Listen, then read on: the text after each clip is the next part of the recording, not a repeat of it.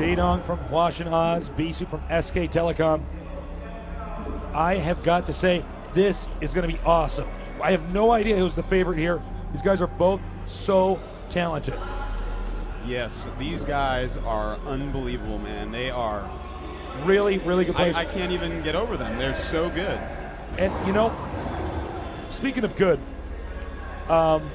definitely check out PJ against Bisu. And PJ against Stork. Yeah. The game we casted yesterday was one of the best games I had ever casted. Yeah. And I've casted a lot. Exciting, man. That was one of the most exciting games I ever. He had beaten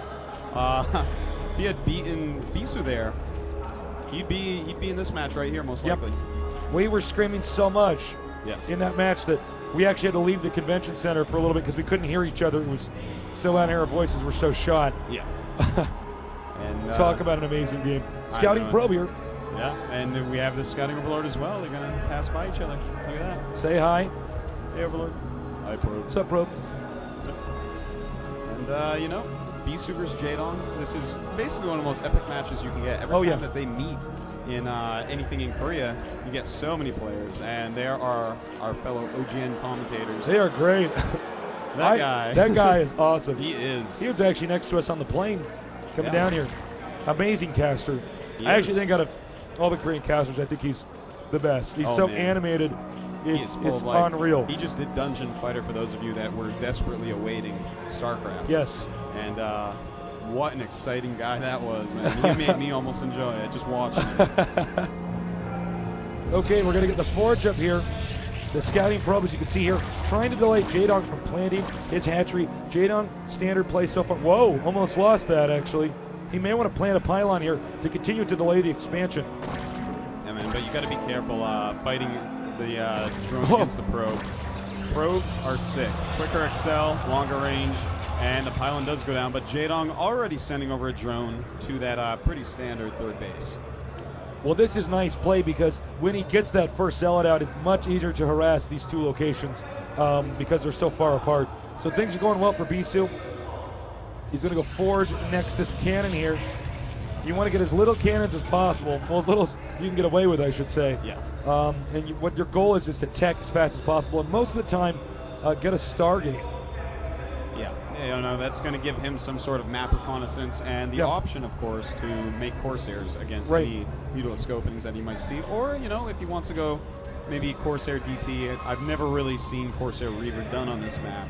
So yeah, I don't think it's doable at all, really. I don't think so. You know, honestly, sometimes I feel like Corsair Reaver is not even an effective strategy nowadays because it's just so hard, I think, to execute that. Yeah, reloading kind of isn't effective, you know. Yeah, and then on top of that, you know, if you get ensnare, you can just ensnare the group of Corsairs or ensnare the shuttle with the Reavers in it, and because each unit in that build is so valuable, you know, it's pretty hard to pull off. But I mean, there are some maps where I suppose it's doable. Yeah, and you know, they also have come up with other ways to counter that, such as burrowing Hydras in random spots and just popping them up, sniping that shuttle. And if you lose that, the game's kind of over. So unless we see the return of a map like Andromeda, you know, I don't know if we're going to be seeing that strategy too much ever again. Well, he's got the Expo up and running. Probes are busy mining. Here's the cybernetic score. So everything is going according to plan for Bisu. Minor interference here. Oh my God. There are so many people here. Unbelievable amount of people, man. This is the most I've seen yet. There are 4,600 seats out there, I was told. And you see that there are uncountable people standing. So, I mean, there might be 10,000 people in this convention watching this, which is a lot of people. And, you know, it's even crazier. There's even more people on the streams right now following this as well. And, you know, this really symbolizes that esports is getting bigger and bigger every year. I mean, look at how China is accepting this. This is a country with, I believe, 1/5 of the world's population. Something like that. Something unreal. So, you know, it's not just Korea. And they're not just fans, man. They are passionate. They are so passionate. Every time that their players are playing, they are cheering the entire way. It's really, you know, it almost brings a tear to my eye to just feel the energy. Moved, it's just remarkable. We got 8 lings moving out here. That's a standard opening so far. So far, so good. Spire, again, very normal. He wants to get the Scourge out so that when that Corsair comes out, he could drive it back out. You know, the Corsair is not really just to kill overlords and defend beetles. It's also they're to scout. Yeah, that's maybe the most important. Oh, Whoa. are you serious? Runs right by there. Is LZ Gamer in that booth? I know it, man. Look at that. He goes right for the probes.